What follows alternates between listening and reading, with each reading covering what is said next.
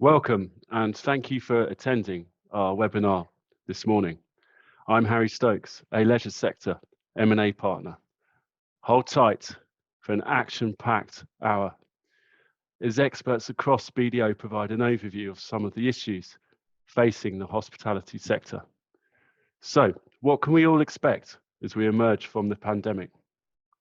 There's a great opportunity for entrepreneurial businesses looking for growth, while tax changes, supply chain issues, labour shortages, inflation, interest rate rises and energy costs will all be providing headaches.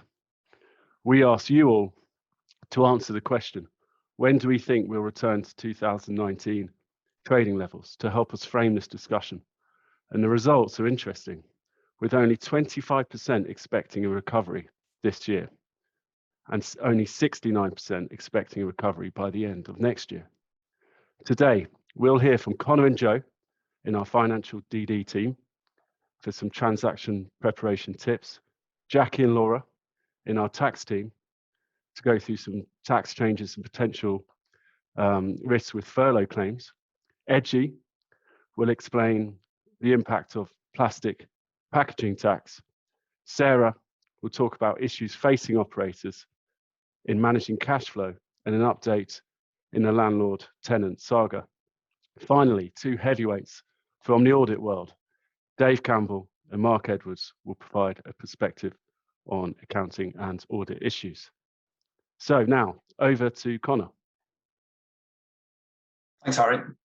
So good morning to everyone. My name is Conor.Lambert, and I am a partner in BDO's transaction services team with a focus on consumer services, covering leisure and hospitality. I'm joined by Jo. Hi, I'm Jo.Davenport. I'm also a partner in the transaction services team in London, with more of a focus on capital markets transactions in the hospitality and leisure sectors. Thanks. So today we're going to run through some of the trends we're seeing with regards to routes to investment and key considerations for businesses going into a process. I'll start off with a brief overview of the various options that are available and considering investment or indeed an exit. So for this slide, we look at those various options. And for business owners in the leisure and hospitality space, over the last 5 years, they've certainly been on a roller coaster journey. While trading has fluctuated significantly, from a transactional perspective in BDO, we've seen significant evolution in how transactions are being executed and indeed some real ingenuity in how to access the debt and equity markets. Undoubtedly, there's a lot of so-called dry powder out there, with PE funds sitting on piles of cash, albeit their taste for the sector has not yet reached the levels that we saw in the pre-COVID years.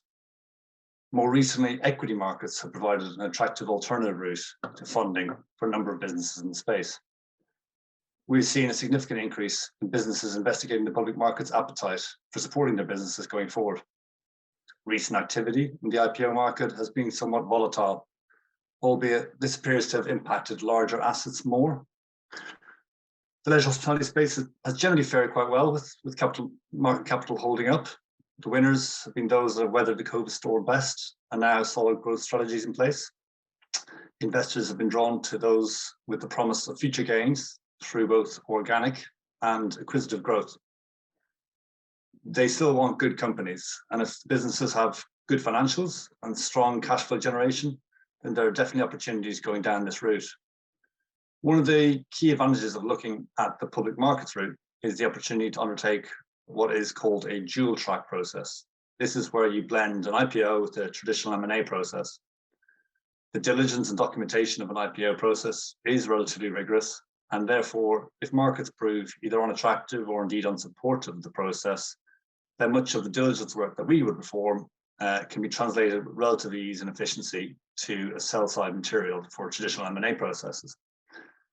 This process has been used more regularly recently, as it provides flexibility to businesses, keeping their options open. Harry will take you through some of the recent M&A activity and trends later in the webinar, so try not to steal his glory. Finally, with alternative lending on the rise, covering debt funds and challenger banks outside of traditional high street lenders, there's even a greater menu of options available to businesses seeking growth finance or ways to deleverage themselves. With all these options open to businesses, the next stage is to understand what sort of areas are higher priority to the various funders or investors. Next slide, please. When preparing for a process, it is worth understanding what investors, be they corporate, private equity, or capital markets, will be seeking to understand about your business, and what will they use for their valuation purposes. Some of the key areas we'd highlight from experience are ensuring you have a clear and evidential track record of sustained success. Investors like to know the business isn't just a flash in the pan, that there is a strategy and the trajectory can be maintained. Building on this, there should be a robust business plan. This clearly sets out how growth will be delivered, giving commercial and financial support for why investors should open their wallet. Cash is king, and a deep understanding of cash flows and funding requirements going forward will be critical, which we'll touch on at various stages over this webinar. Self-awareness and a detailed SWOT analysis will be important. Investors do appreciate that no business is perfect, so it is much more attractive to see a business that knows where the weaknesses and risks lie and have actionable plans to mitigate these. And ultimately, investors will move fast and support a management team that comes into a transaction prepared. Having your ducks in a row from the start limits transaction execution risk and potential value erosion through the process. I'll now hand back over to Jo, who'll take you through some of the key themes we're seeing in diligence processes and how best to prepare for the various transactional options available to you. Thanks, Conor. As Conor says, planning early for matters that investors are going to focus on will limit transaction risk and value erosion. Pretty much on all the transactions that we've worked on in the last 18 months, investors really want to try to understand the impact that COVID has had on the business. And from a diligence perspective, that can be quite difficult due to the number of different factors that need to be considered. But it comes down to a few key points. Firstly, you need to isolate government support received, whether that's furlough, grants, rent concessions, VAT relief, etc., to show the benefit to profit over the last 2 years. But we also need to consider how the underlying trading has been impacted. And in the restaurant and bar sector and leisure in general, it can be relatively easy to present given the obvious periods of lockdown closure. But many businesses have also been able to mitigate that COVID impact by driving things like takeaway sales and deliveries, and also by reviewing their cost bases, and also by using technology to reduce the amount of front of house staff that with customers ordering through apps, etc. Most leisure and hospitality businesses have also faced significant supply chain issues, as Harry mentioned, and labour shortages as a result of COVID and also Brexit, and are under significant cost pressure. Investors want to understand whether this level of cost will continue, and if not, what is a normal level of cost? They want to make sure that cost inflation is factored into the projections appropriately. Being able to demonstrate and evidence specific one-off factors that have impacted the cost base will help drive value. And the smoothest transactions that we see are where issues have been considered and challenged by a management team way before any investor comes in to ask the question.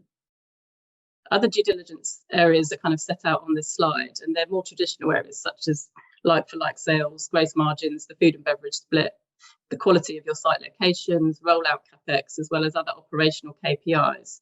But overall, having a robust and consistent data set underpinning the management accounts is really key. Investors want to make sure that a company has invested in technology and capex and has a strong control environment and appropriate accounting policies, something which Mark and Dave will touch on later.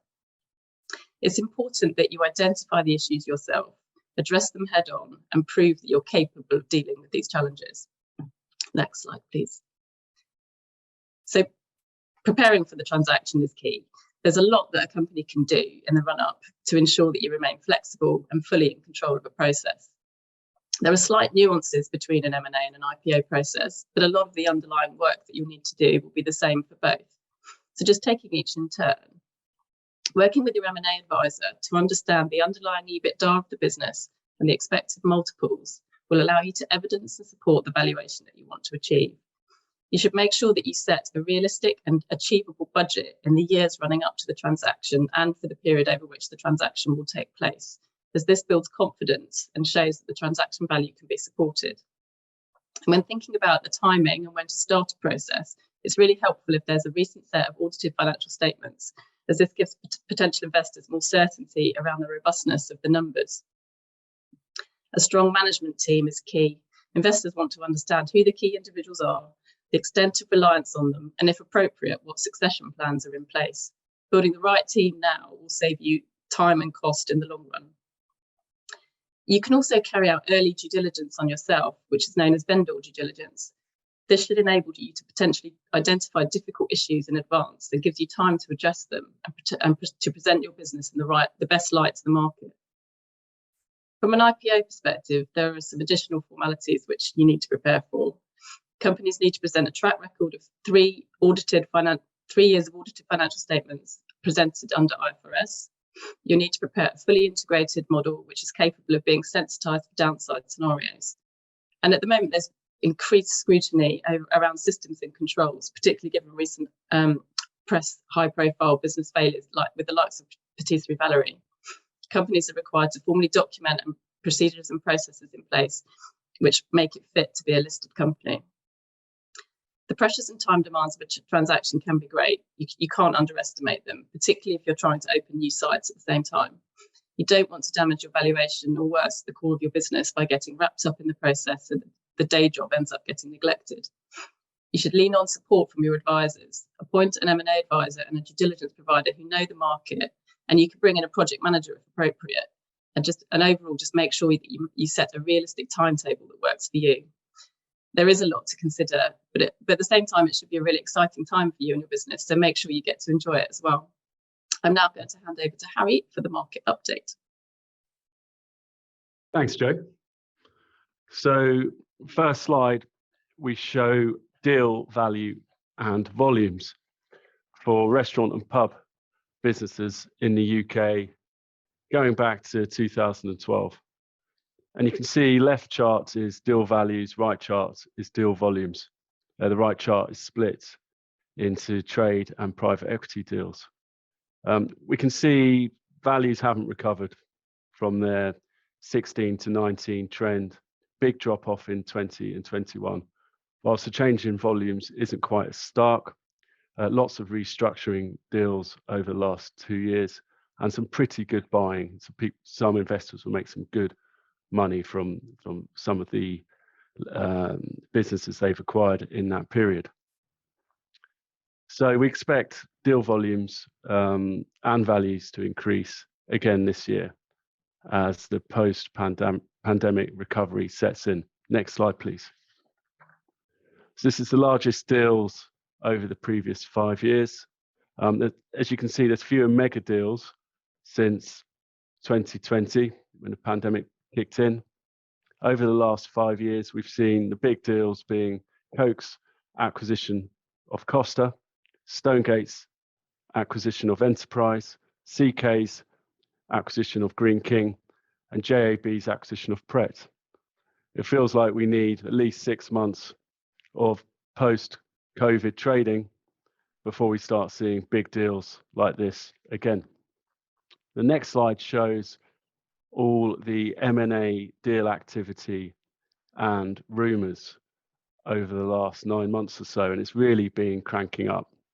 There have been some real success stories out there, plenty of businesses reporting very good like-for-likes if they've activated outdoor space or maximised the delivery capability, which was certainly the case with a business like Tortilla, which IPO'd in the last 12 months, and delivery really transformed that business. Other notable deals have been Trispan's investment in FO, Bain Capital's investment in Gales, LDC into Box Park, the Tortilla IPO, of course, and one of the largest deals over the last 12 months, Fortress, US investors, acquisition of Punch. So all encouraging signs that M&A activity is happening, it's returning, and it's going to crank up this year. As Conor mentioned, private equity dry powder, certainly a big issue. 2 trillion in North America and Europe, pretty much the size of the UK economy, of uninvested private equity money out there. That's all going to fuel more activity. So just looking at some of the listed share performances in the next slide, we can see it's been quite a mixed performance for the listed restaurant and pub businesses. And part of that can be explained by location. You can see lounges very strong performance, share price above where it was pre-pandemic. Mainly non-London locations, in locations where people are working from home and have really benefited from that activity. The contrast is stocks like Wetherspoon and Revs, which are more town city centre, and you can see the impact in the share price. Tortilla, obviously a recent addition to that club of listed stocks.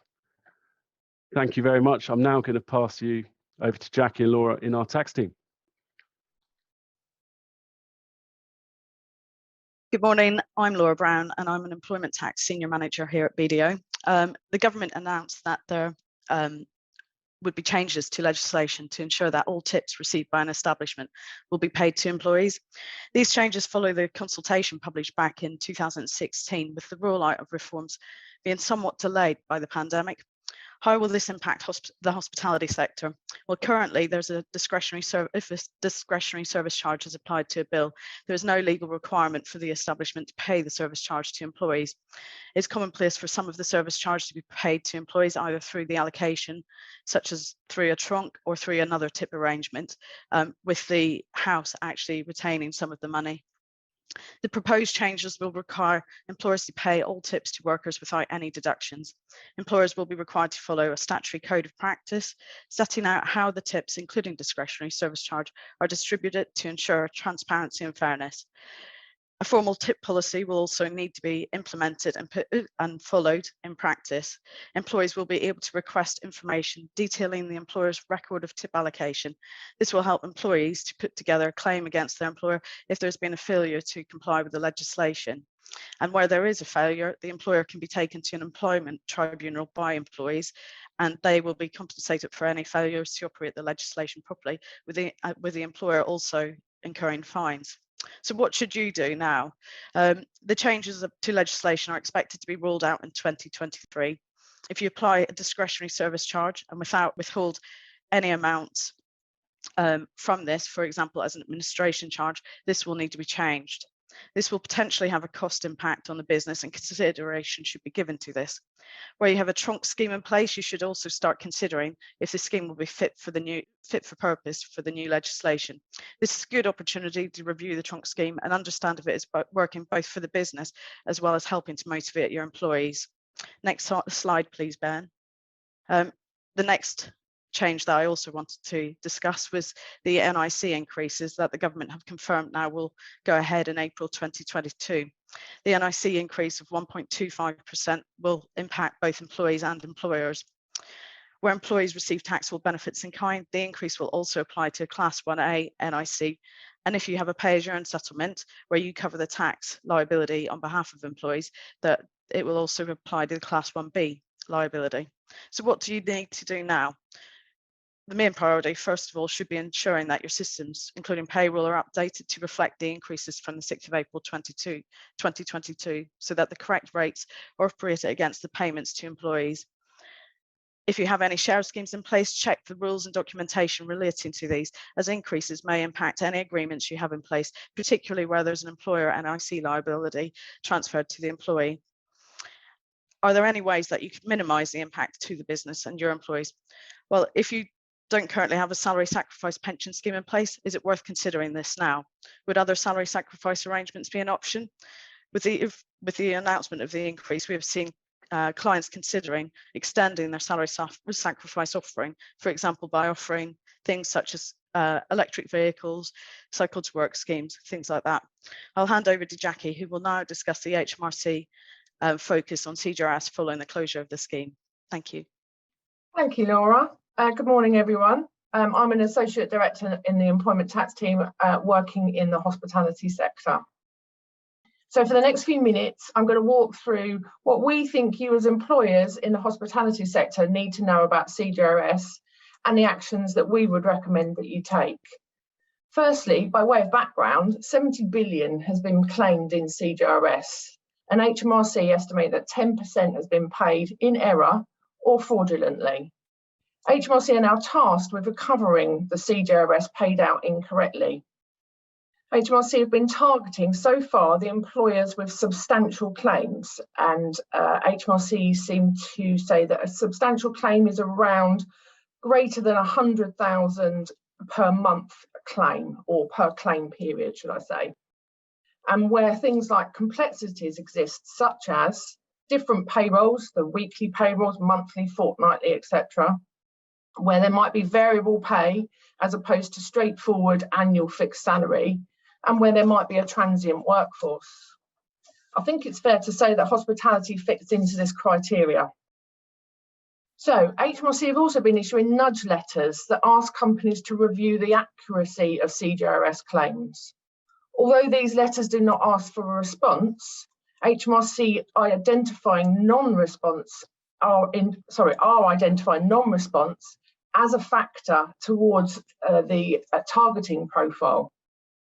More recently, we've seen HMRC issue corporation tax nudge letters, and these nudge letters ask companies to consider the correctness of CJRS declarations on the formal CT 600. And that CT 600 requires companies to declare amounts claimed and amounts subsequently assessed by HMRC or voluntarily disclosed to HMRC.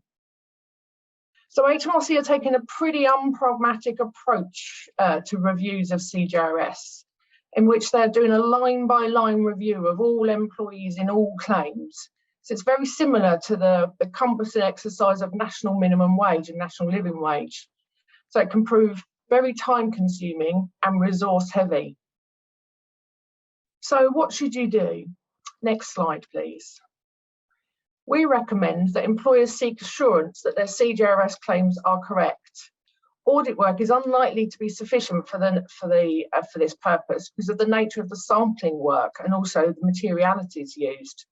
So companies need to think about independently assessing the effectiveness of the processes that were implemented at short notice.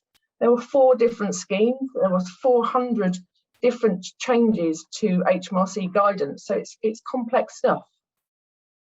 Also need to then quantify any weaknesses if there are any, and consider any set-offs available, because there are possibilities in some cases that underpayments and overclaims can be set off, but not in all circumstances. And then we would recommend that you voluntarily disclose to HMRC. A proactive approach could mitigate penalties, which can be up to 30% of the amount owing. It may also be possible to secure agreement that the CJRS claims that remain valid in cases where employees' pay needs to be topped up as they have been underpaid in relation to these amounts can be taken into account. And finally, securing those set-offs, those own underpayments and overpayments in the same period. BDO has created a risk assessment tool, excuse me, that takes into account the 4 different schemes that have been implemented. It examines all of the processes that need to have been considered when putting in the calculation processes. Our tool produces a heat map summary and a report of all those potential risks. And it's then possible to sample check actual calculations and then run line-by-line calculations if necessary. The output would leave the employer understanding the overclaims and the underclaims, and then finally making a disclosure to HMRC. That was a very quick run through CJRS. I'm now going to hand over to Ece, who's going to talk to you about plastic packaging tax. Thank you, Jacqui. Good morning, everyone. I'm Ece.Akser. I'm a director in BDO's Innovation and Technology Group. With a new plastic packaging tax coming into effect from 1 April this year, it will be important to understand how this might impact you. The aim of the tax is to encourage the use of recycled plastic in the manufacture of plastic packaging, and therefore create a greater demand for this material. It is envisaged that this will subsequently stimulate increased levels of recycling and collection of waste, and ultimately driving it away from landfill or incineration. It will essentially apply to all plastic packaging that is manufactured in or imported into the UK that does not contain at least 30% recycled plastic, and will be charged at a rate of £200 per tonne. Plastic packaging for the purposes of this regime is packaging that is predominantly plastic by weight. Therefore, a plastic bottle with, say, a paper sleeve would fall into this tax regime. However, a cardboard sandwich container, for instance, or wrapper with a clear film would not. In terms of who it will directly affect, this will impact UK manufacturers of plastic packaging, importers of plastic packaging, and also business customers of manufacturers and importers of plastic packaging. Additionally, for imported plastic packaging, this will be liable to the tax whether the packaging is filled or unfilled. So you could be thinking, well, I don't manufacture or import plastic packaging and therefore this doesn't apply to me. However, this is anticipated to have a knock-on effect beyond the manufacturing companies, as they could be facing price increases on any plastic packaging for drink or food that is used by the business.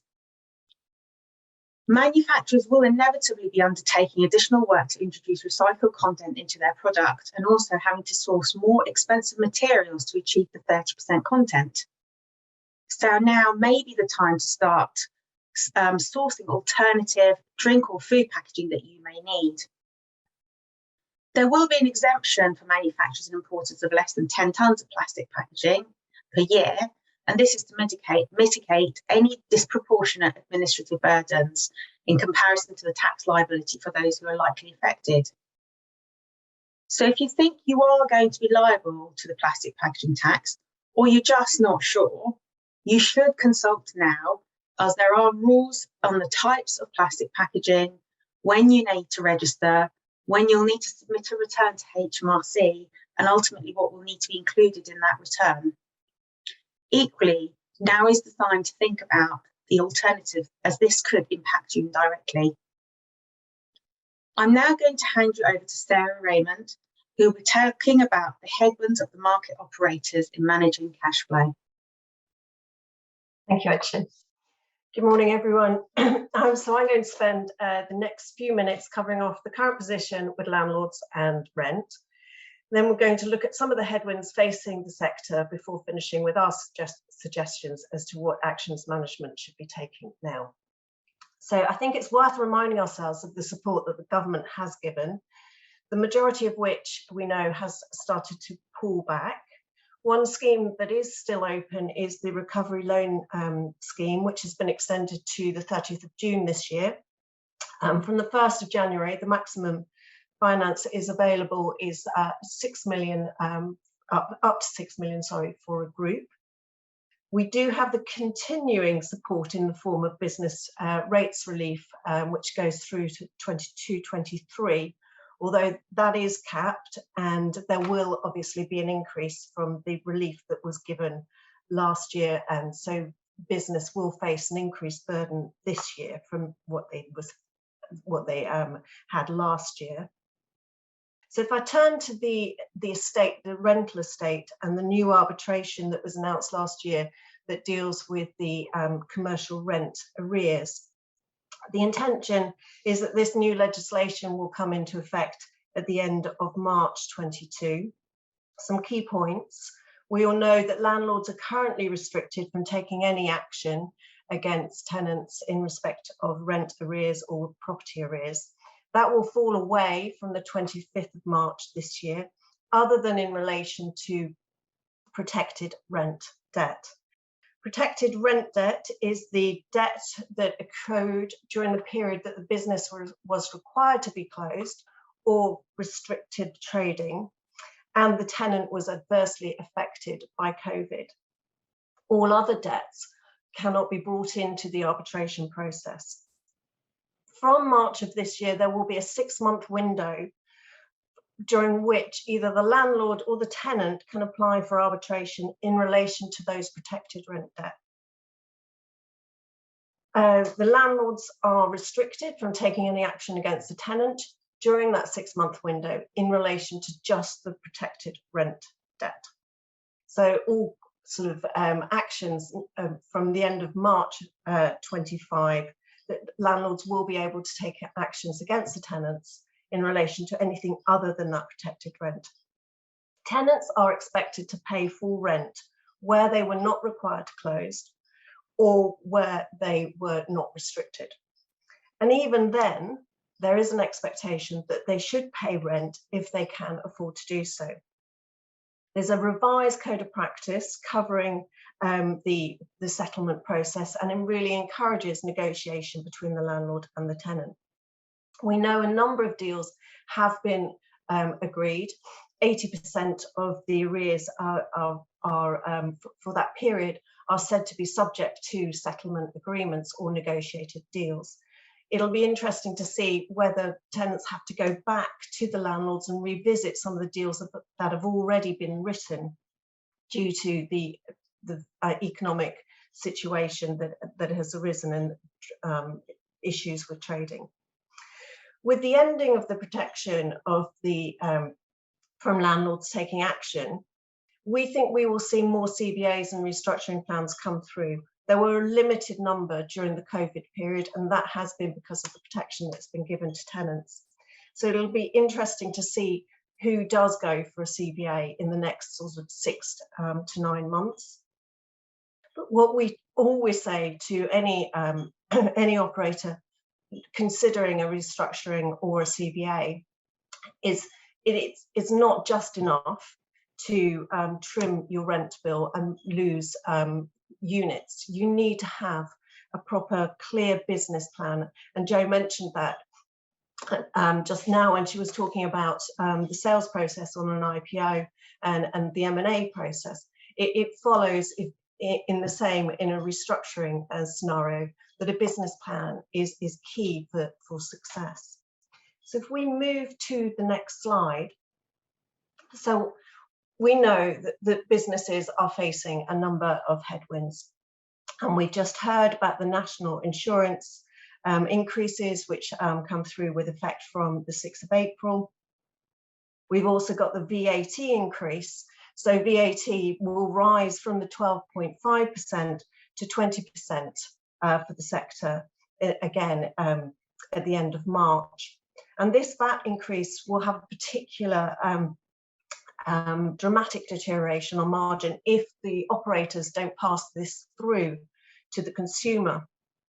We also know that business will face the increase in corporation tax in 2023. And as Laura has noted, there will be new changes to how service charge is dealt with in 23 as well. So that's coming some way down the track, but it is only a year away.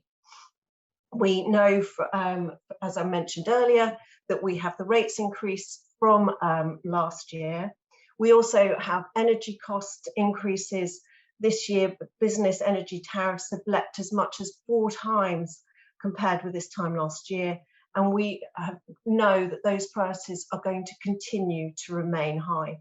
Anecdotally, there was reported recently a hotel operator in the north of England whose energy cost had gone from 3,000 a month to 10,000 a month. And that is a significant increase for smaller businesses to bear, and along with all of the other cost implications. One of the other massive headwinds for business operators is that of labour. The increase of the national living wage will be coming through in April, and we also know that there are a large number of vacancies across all sectors, driven in part by COVID and also by Brexit, which is causing businesses issues in being able to operate at full capacity. Then we have the supply chain, the factors of not being able to get supplies into the business and costs being increased by suppliers to business. And finally, probably one of the biggest impacts for operators will be the consumer. 2022 is being heralded as the year of the squeeze, with rising household costs eroding the disposable income and affecting discretionary spending habits. And there will be more competition in terms of where the consumer spends their money. Against this backdrop as well, the consumer is also more focused on the ESG agenda, and an operator will need to consider that ESG agenda amongst all the other issues being faced. They will need to look at how they incorporate ESG into their business going forward. So if we move to the next slide, and we're looking forward as to what operators should be doing over the next 12, 18 months. Many operators have been purely focused on survival. And it is, of course, key to learn from the past 2 years. But now is the time, as we're coming out of COVID, to move forward and take time to reassess the business proposition and flex for profitability where possible. As Harry noted, many operators have been inventive with the use of outdoor space and delivery options. It's key that operators continue to look for opportunities as to where to increase profitability when there is this squeeze with the increasing of costs. One key area will be revisiting the people proposition. We know that there have been reports of businesses having to pay signing on bonuses, increasing hourly rates. We know that the national living wage is going up, the introduction of flexible contracts and performance bonuses. These are a few strategies that businesses are implementing, but alongside those, you need to have a people proposition that will attract staff. And it isn't just about reward.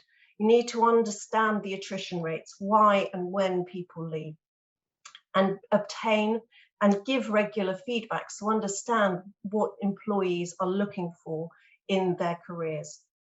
Training is key and is anecdotally one of the areas that the employees say will keep them within a business and having career development opportunities.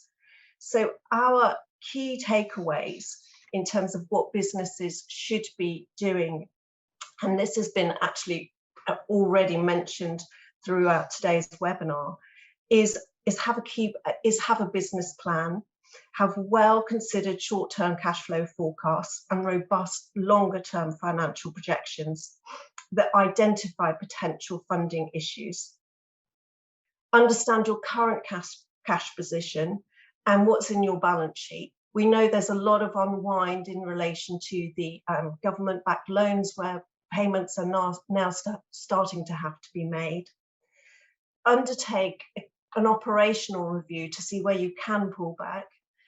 Many businesses won't have invested and won't have had available cash to spend on CapEx. Now may be the time to do that because the proposition may require capital expenditure. We know that input prices are going to be volatile as we move through 2022. So having forecasting tools that are flexible and allow different scenarios to be modelled, which Jo mentioned earlier, will be key. These early triggers where you can flex the model will alert the board when trading is going off track and can provide the early warning that action needs to be taken. And I think also one of the key points is to seek advice where necessary. Jo mentioned that earlier in terms of, and we mentioned it in terms of some of the tax planning. Taking advice early enough will assist you in progressing and staying profitable through the next 12 to 18 months. So now I'm going to hand over to David and Mark, who are going to provide us with an update on all things audit. Good morning, everybody. My name is David.Campbell. I'm a partner in the leisure and hospitality team at BDO, an audit partner, and myself. We're just going to talk you through a few updates on audit and accounting issues that we've seen through the auditing of a lot of our restaurant clients over the last 12 months and what we think we might see more of going forward. Okay, so firstly, I'm going to cover some issues that have come up in relation to COVID, and we're expecting to continue to go into 2022 as well as reporting issues. And then I'll hand over to Mark to talk about a few other issues that are not COVID related. So the first point that I wanted to touch on, which I guess is a slight extension of what Sarah's been talking about the challenges and the headwinds that are still facing the sector, is around going concern. One observation that we would have is often I think that management teams don't feel that going concern is their responsibility. It's an auditor issue, it's a burden that they have to deal with. But just to remind you that going concern is a legal responsibility of the directors. Firstly, the directors need to make an assessment about whether or not they can pay their debts as they fall due for the next 12 months, essentially. And as Sarah mentioned, you're all going to be very well aware that with cost pressures rising in your own business, with the pressures on the consumers, there's a lot of uncertainty going forward. Projecting ahead is difficult. You're making a lot of assumptions about the return to normality, what will happen with delivery, what will happen with work from home, etc.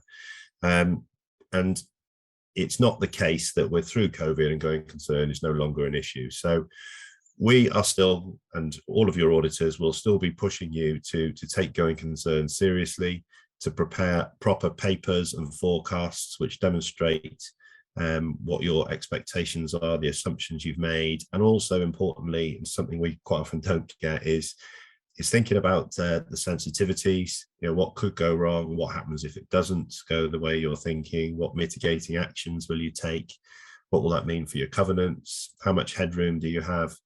And then it's important that in the accounts you properly disclose what you actually have done and what sensitivities you've considered. It's an important point in giving you protection if anything were to go wrong. If you've made it clear in the accounts what's going on, you're a lot less vulnerable to criticism. The second point is around an update on rent concession accounting. So some of you probably would have heard, if you're a December year end through your December 20 accounts, that in the middle of COVID, the regulators did allow a concession for lease accounting. So what this means basically is if you manage to negotiate with your landlords a reduction in your rent for a period of time, given when you were closed or whatever, you were allowed to take the benefit of that as a credit to your P&L in that period. Because those of you who aren't aware, under UK GAAP, usually you have straight rents over the life of the lease broadly. And under IFRS, if you're unfortunately in that position, you end up with a whole accounting nightmare where you have to fair value all of your lease commitments over 25 years and bring them onto the balance sheet. What these rent concessions allowed you to do was to say, well, if I've got a 6-month rent concession from my landlord, I'm just not going to book any rent for those 6 months, and it will boost my P&L obviously in that period. Initially, that you're allowed to do that for concessions that cover the period up to June 2021. What some of you might not have seen is that was extended through to June 22. So if you've got any rent concessions that run through to June of this year, you're allowed to take the benefit of that as a credit to the P&L immediately. So under UK GAAP, you have to. Under IFRS is a choice, but I would very strongly recommend you to take the credit under IFRS if you can, and not rework all of your calculations that you've done previously. Leave those alone and just take the credit now. Third point is around accounting for furlough and grant income. So Jacqui talked earlier a little bit about furlough. One of the issues that we saw a lot of last year, and probably will again this year, is how you account for the credit that you take. So most of it is furlough, but I know there are some of you out there who will have grant income as well. And where does the credit go is often a question in the P&L. And when we saw some people trying to take it to revenue, no, you can't do that.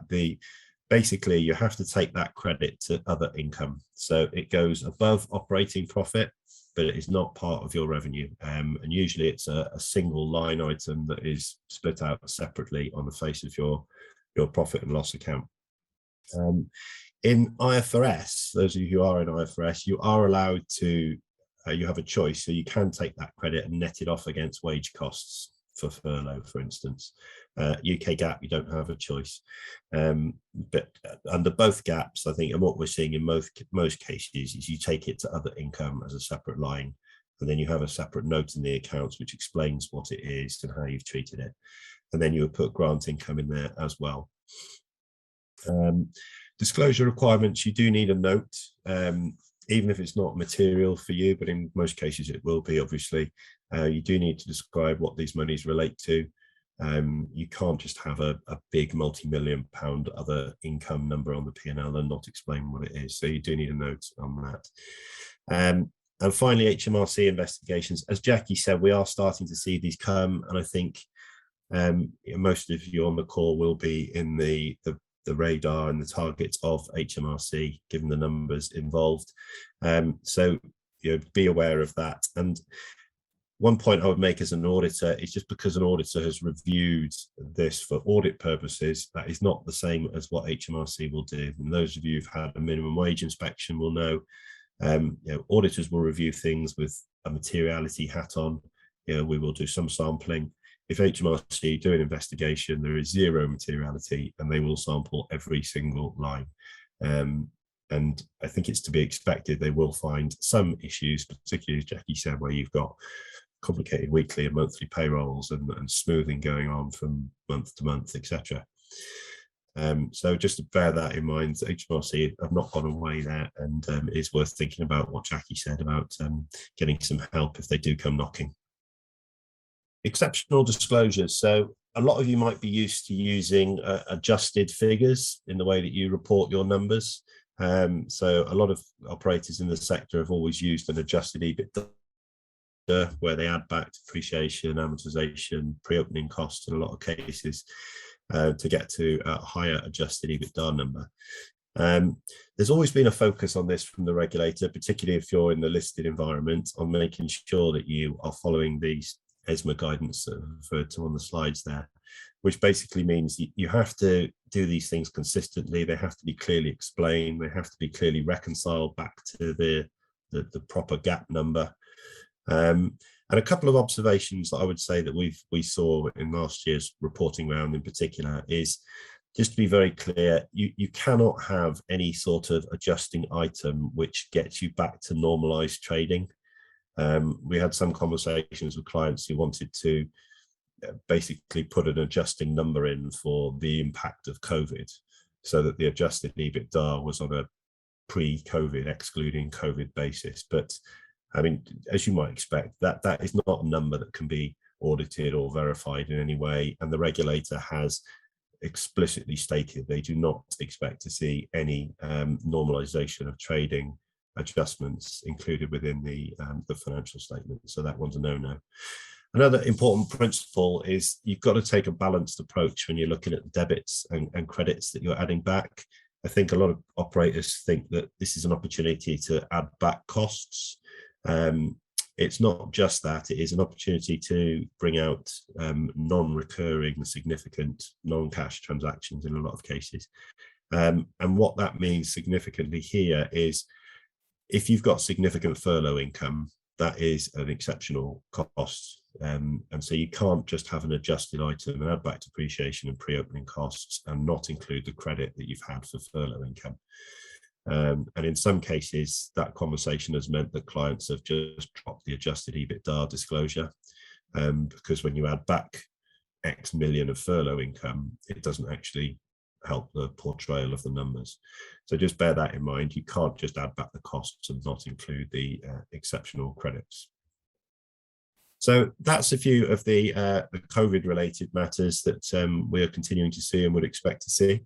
And I will hand over to Mark, who's going to talk about some non-COVID related matters. Thank you very much, David. Good morning, everybody. I hope there aren't that many people on the call who are deciding whether they want to be in the sector or not, because it's sounding very negative, isn't it? And I will try my best to make this sound as exciting and energizing as possible. But I'm going to start by talking about whether cash really is cash. So that's an interesting start.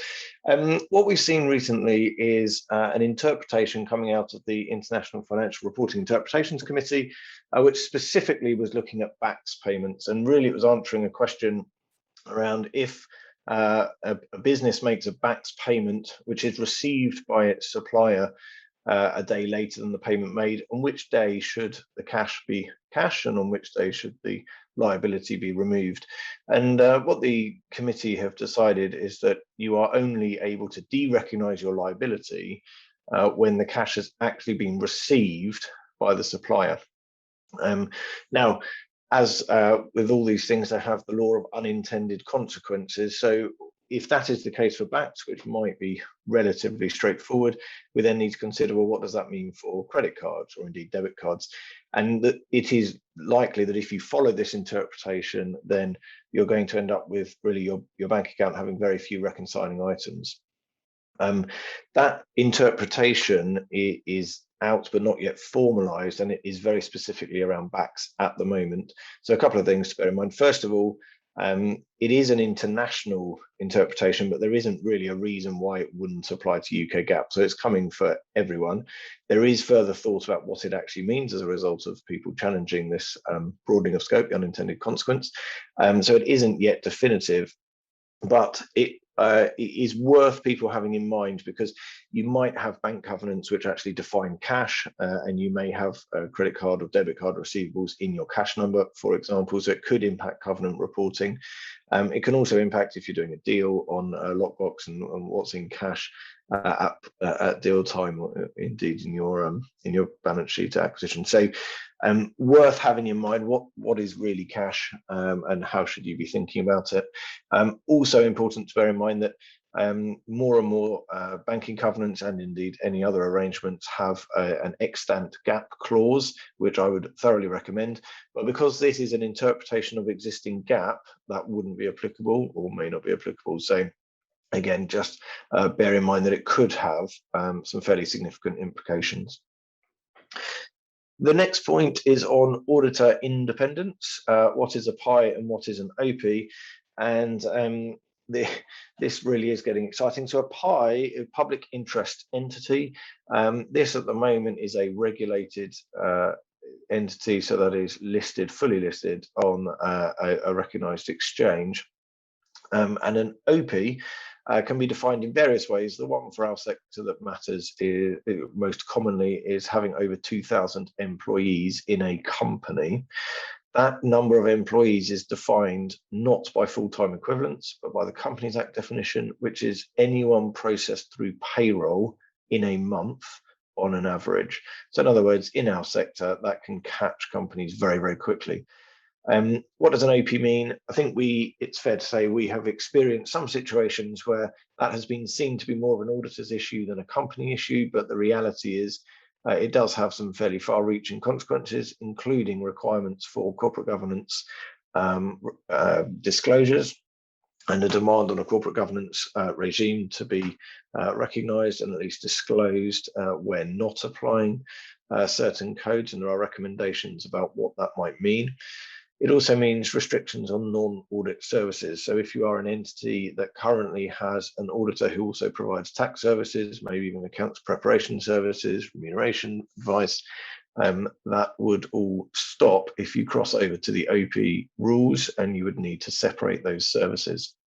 That can need planning. It also can impact where if you were to have an owner, so either an individual or a group of individuals, and personal tax services were being provided, that can catch out as well. So sometimes it is not easy to make those decisions about which services you might change. And the reason we raise it here is, as many of you may be aware, the audit profession is going through something of a change. And at the moment, demand is extremely strong for services, and because of this change, there is a challenge with supply. So it isn't that easy to change auditor, and I think a number of people are finding that they're approaching firms fully expecting lots of interest and actually struggling to find auditors who have the capacity to take on their audits in the short term. if I then just focus on what's coming, again, I will try and do this with a positive spin now, because I think what we need to bear in mind is that this sector is one of the most exciting to the UK economy. It's one of the most significant in terms of tax take and, of course, employment. And what we do see over any period of challenge, either through consumer spending or costs or anything else, is that there is innovation. And that makes it extremely exciting. What that also means, though, is if anything were to go wrong, it has a very significant impact and it can be very public. So from a regulatory point of view, from government point of view, the sector is absolutely in the spotlight. So what are the key things that are coming up at the moment? You can't fail to notice ESG and climate change requirements floating around. We are just beginning to see what might be the beginnings of some form of backlash from the analysts in terms of criticisms about almost over-engineering climate and ESG agenda focus. But everyone will be aware that climate change is in front of mind for most individuals and your clients or customers. So that's one thing that is going to be focused. If you're a listed entity, then you will already be needing to comply with additional disclosures, and we fully expect further requirements, not only from emissions reporting, but in terms of green strategy. The key thing, I suspect, is that greenwashing could become prevalent, and therefore there's going to be a real focus on what does the disclosure really mean and what does your strategy really mean. ISA 315, that is an international standard on auditing. 315 is all about identifying risk. What does it mean for your audit? It's likely to be more expensive. It could take longer, so time is going to need to be spent in the planning stage to really hone in on where risks sit. And the risk definition is being broadened. Effectively, this is your patisserie Valerie risk coming home to roost. So where's the fraud risk at its greatest? What are the systems, controls in place? Anything from cyber through to payment authorizations, internal controls. So real focus that's coming through the audit profession, but there'll be a lot of pressure put on management to begin to answer the questions around where controls sit and where potential weaknesses are. So if you haven't heard about that from your auditor yet, I suggest you start those discussions, particularly if timetable is critical to you as you go forward. BEIS consultation, we were hoping we would have had this by the time of this webinar, but it's not yet there. But again, the restoring trust in audit and corporate governance, that consultation is out there. What could that mean? Well, one scary possibility is that a number of operators in this sector will move from being standard private business to actually going straight to a pie as if they were fully listed. That would obviously have huge consequences, but it could also mean that we have a requirement for directors, any statutory director, to sign off on the internal controls within an organisation, including the detection of fraud, while for finance directors that might be perfectly comfortable. Chief execs, we hope, would find that relatively comfortable. If you are a non-executive director, or if you are a director with responsibilities outside of finance, that could be uncomfortable. So we expect there to be a significant workload and workflow as a result of that. We are also aware that some equivalent of Sarbanes-Oxley could be introduced. We anticipate, if so, it will start at the fully listed end of the scale, maybe FTSE 250, and then we will have to see what kind of both timescale and broadening that could happen, or could have, sorry. But I think in all of these things, going back to the beginning, if you're looking at your deal possibilities, you're looking at M&A, you're looking at IPO, that you definitely need to have a forward-thinking view here in terms of what this will mean. And the concern for most of us is people. We have seen over the last couple of years there have not been as many accountants trained as there have been previously. The skill sets that they're picking up are slightly different, and there is going to be enormous demand for some of these workflows. And so salaries are going to go up significantly. Audit firms are going to become under even greater pressure in terms of resource, which will make things more expensive and harder to get done in terms of timing. So just in terms of managing that landscape, there could be another challenge. So we would encourage everyone to get talking to their advisors early, to lock in dates, get commitments on what can be done, and to really engage with these consultations and see how it will impact you both now and in the very near future. I remain of the view that this is a very exciting sector, and I hope everyone is encouraged by restrictions being lifted, and we have optimism for the future. And I wish everyone all the very best, and I will hand back to Harry to close. Thank you, Mark. I agree. Lots of opportunity out there. And may I thank you all for listening and watching. I'm sure you'll agree that was a lot we packed into an hour. I'm delighted we got it all in the hour. And hopefully this will prompt some follow-up conversations. An email of this webinar will be going out alongside a survey, a feedback survey, which please feel free to fill that in so we can frame future webinars throughout this year accordingly. Have a great rest of Wednesday. Thank you for listening.